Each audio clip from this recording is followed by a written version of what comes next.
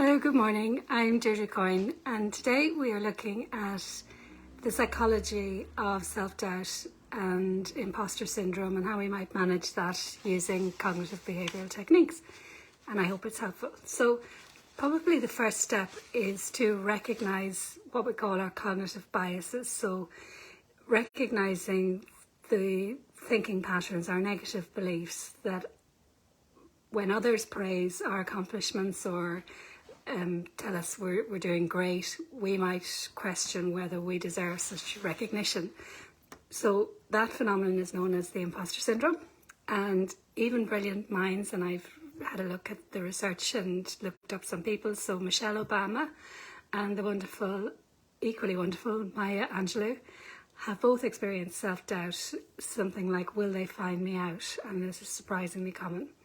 So again, thinking of somebody famous, so Tom Hanks, an actor admired by millions, he has once said that he feared being exposed as a fraud in his acting career, and that inner critic can be harsh. It leads us to question our worth and question our abilities. Would we treat other people the same way? Probably not. So some practical steps to looking at challenging those negative beliefs. And the second step might be to examine the evidence that supports our self-doubt. So often we focus on our perceived flaws and we downplay what we're good at and downplay our successes. And this is a cognitive bias called confirmation bias. So we're confirming that actually we are not good enough.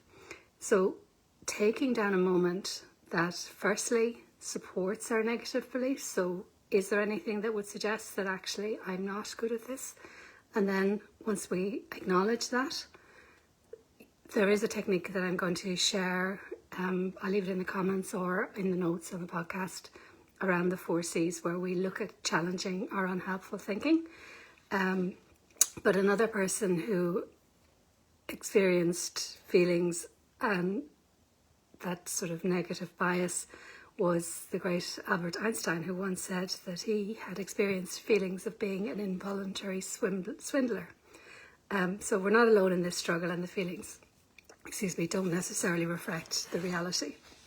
So the third and final step in this short podcast is embracing our true self. So recognising that self-doubt is a normal human experience. So imagining the likes of Michelle Obama, who has said before, who was she to become the First Lady? She doubted her incredible achievements. She's written wonderful books. So instead of focusing on striving for protection, how about we look at focusing on growth and learning? And that's another thing that Michelle Obama did say. She said that what she focused on was working hard, and then people acknowledging that she actually has achieved so much.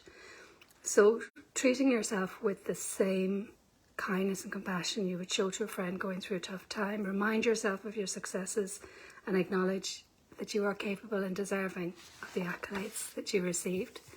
Thank you for listening to me today. I hope that was helpful. Have a great day. Bye for now.